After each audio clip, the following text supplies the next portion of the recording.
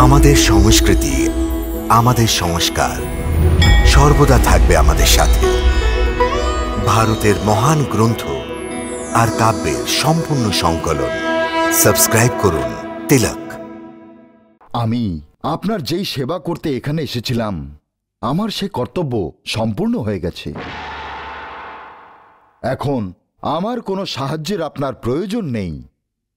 তাছাড়া এমনিও ভগবান শিবের পুত্র কার্তিক আপনার সেনাপতি হওয়ার জন্য স্বীকৃতি দিয়েছেন। সেজন্যই এখন আপনার ভবিষ্যৎ সুরক্ষিত হয়ে গেছে। সুতরাং এখন আমি আমার লোকে ফিরে যাওয়ার জন্য অনুমতি চাইছি, যেখানে আমার প্রজারা, আমার রানীরা আর আমার পুত্র আমার ফিরে আসার অপেক্ষায় বসে আছে। আমি আপনাকে এই আজ্ঞা দিতে পারবো না মহারাজ। দিতে পারবেন না? মহারাজ মুচুকন্দ। মুচুকান্দ? মুচুকান্দ কে? কোনো এক সময় যখন দেবাসুর সংগ্রামে দেবতারা হেরে যাচ্ছিলেন, তখন দেবরাজ ইন্দ্র দেখলেন যে সেই সময় পৃথিবীতে যে ইক্ষ্বাকু বংশের একটি রাজা ছিল, মহারাজ মুচুকন্দ। উনি পরম প্রতাপী এবং পরম বলশালী রাজা ছিলেন। সেই জন্যই ওই রাজাই পৃথিবীতে চক্রবর্তী সম্রাট হয়ে গেছিলেন। যখন ইন্দ্রদেব ওনার কাছে সাহায্য চান, তখন ওই মহাপ্রতাপী রাজা ইন্দ্রের প্রার্থনাকে স্বীকার করে ওই যুদ্ধতে দেবতাদের দিক দিয়ে যুদ্ধ করলেন। মহারাজ মুচুকন্দ ওই সংগ্রামে অসুরদের সাথে ভয়ঙ্কর যুদ্ধ করলেন।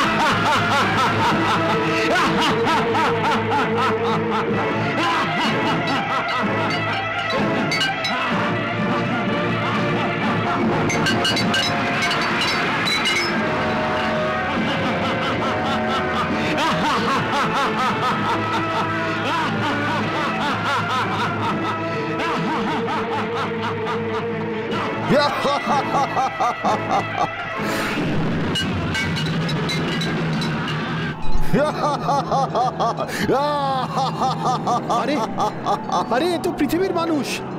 আরে হ্যাঁ, আর এত বড় বীর।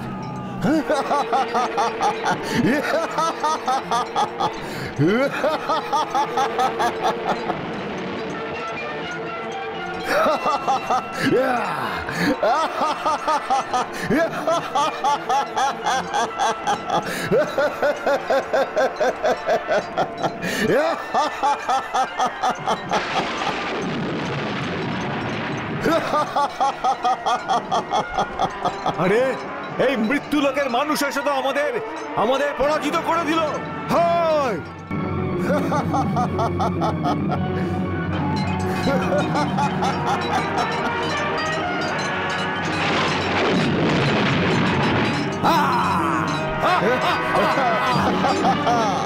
এর কাছে নিশ্চয়ই ব্রহ্মাস্ত্র আছে।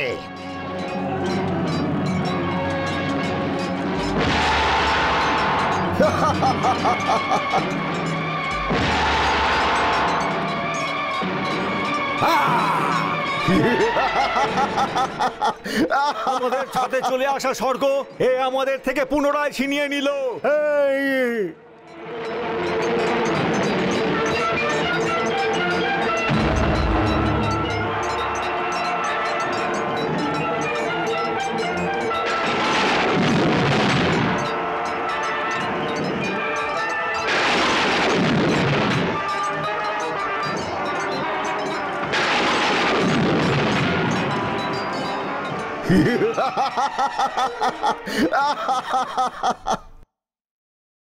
ওই যুদ্ধে মহারাজ মুচুকুন্দ এত পরাক্রমের সাথে যুদ্ধ করেছিলেন যে সব অসুর ত্রাহি ত্রাহি করে উঠল।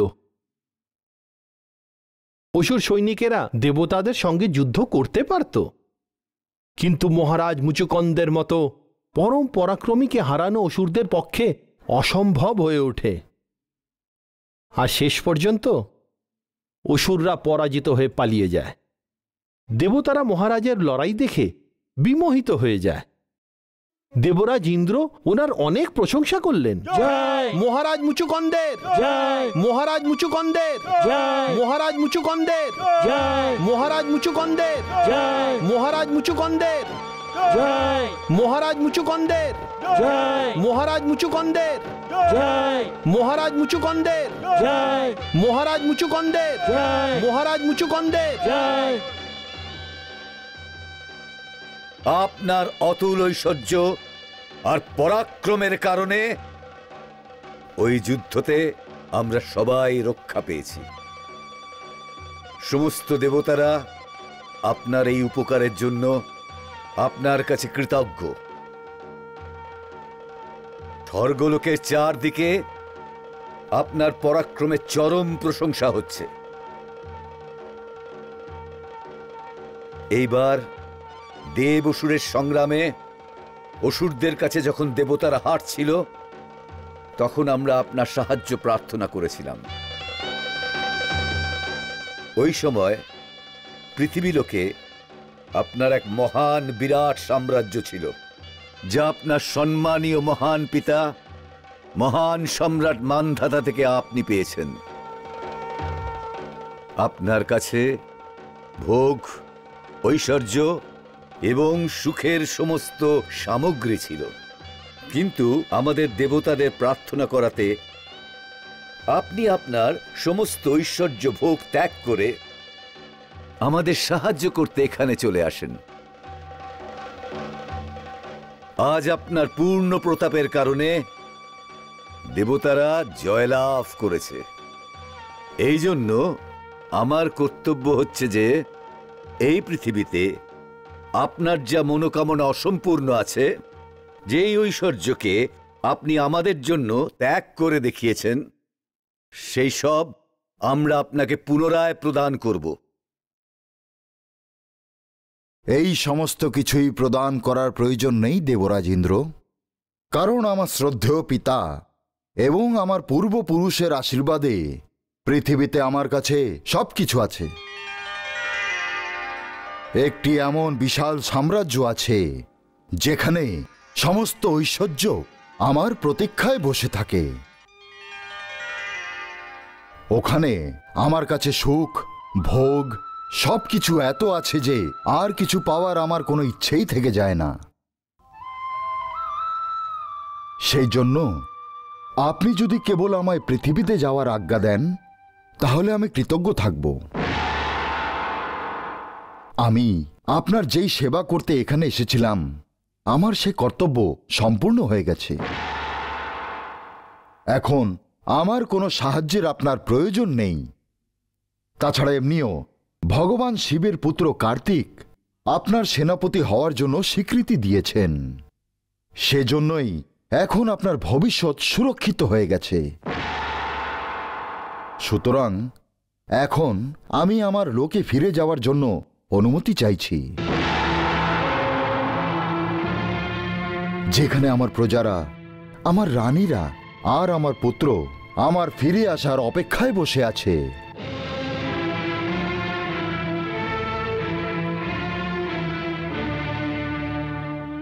আমি আপনাকে এই আজ্ঞা দিতে পারবো না মহারাজ। দিতে পারবেন না? কেন দিতে পারবেন না? আমার সেবায় কোনো ত্রুটি থেকে গেছে দেবরাজ? না না, আমি আপনার সেবাতে অত্যন্ত প্রসন্ন হয়েছি। কিন্তু কিন্তু কি?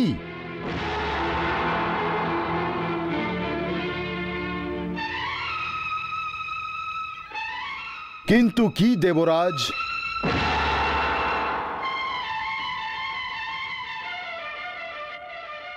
কিন্তু কি দেবরাজ?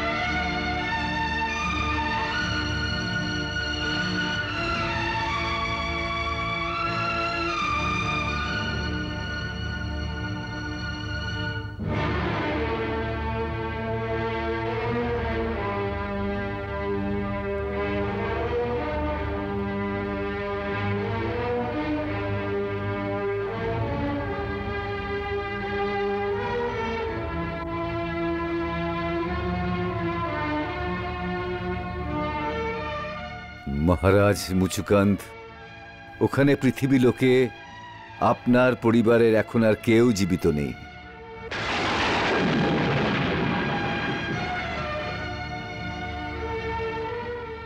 ওখানে আমার আর কেউ নেই? এটা কি বলছেন আপনি? কোন শত্রু কি আমার রাজ্যকে ধ্বংস করে দিয়েছে? না সম্রাট মুচকান্ত, এমনটি কিছুই হয়নি। শুধু কালের গতির জন্য এরকম হয়েছে। কালের গতি? আমি কিছুই বুঝলাম না দেবরাজ। আপনি কালের গতি জানেন না মহারাজ।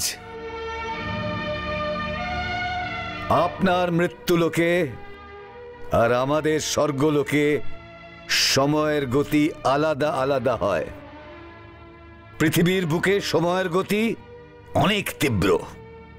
সেই জন্য আপনি যতদিন পর্যন্ত প্রায় 1 বছর আমাদের কাছে ছিলেন, ততদিনে এই লোকেতে যেন একটি যুগ পার হয়ে গেছে। এত সময় অতিবাহিত হয়ে গেছে যে এখন ওখানে আপনার পুত্র আর বেঁচে নেই, না মহারানী না প্রজা।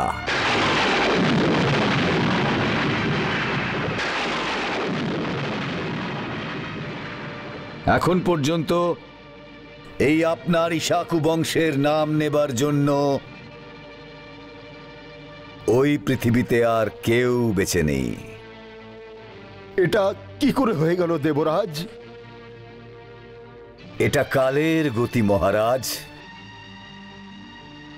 এখানে একমাত্র ভগবানই অবিনাশী। বাকি যারা এই জন্ম নেয় তাদের মৃত্যু অনিবার্য। এমনকি আমরা দেবতারাও অবিনশ্বর নই। অনিবার্য সময়ের সাথে কাল ভগবান আমাদেরও সবাইকে গ্রাস করে নেয়। আমি যখন মরে যাব তখন আমার জায়গায় অন্য একজন ইন্দ্র এসে যাবে।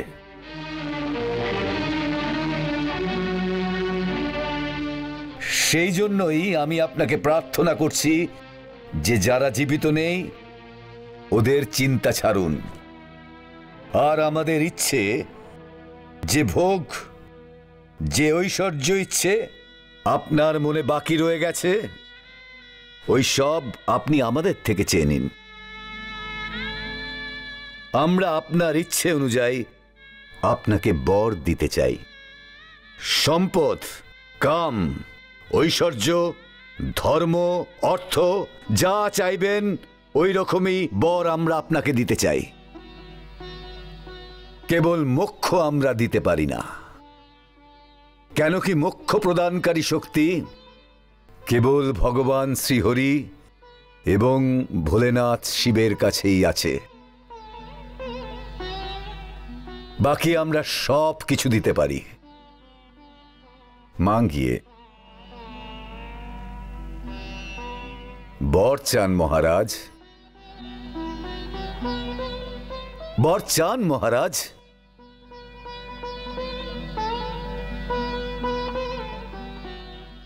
হে দেবতাদের রাজা, যখন নিজের আর কেউ বেঁচে নেই তখন ভোগ আর ঐশ্বর্যের আনন্দ আমি একা কি করে বহন করব? কার জন্য চাইব? আপনার কথা শুনে এখন আর কোনো ইচ্ছেই বাকি রইল না। আর মুক্তি আপনি দিতে পারবেন না, সেজন্যই আমার তো চাওয়ার আর কিছুই নেই। হে মহাত্মা, আপনি যে দেবতাদের উপর এত বড় উপকার করলেন, সেই ঋণ শোধ করার জন্য আপনি অবশ্যই একটা বর চান। যেমনটি দেবতাদের দর্শন যেন নিষ্ফল না হয়, এই জন্য আমাদের মর্যাদা রাখার জন্য যা চায় সেই বর চান।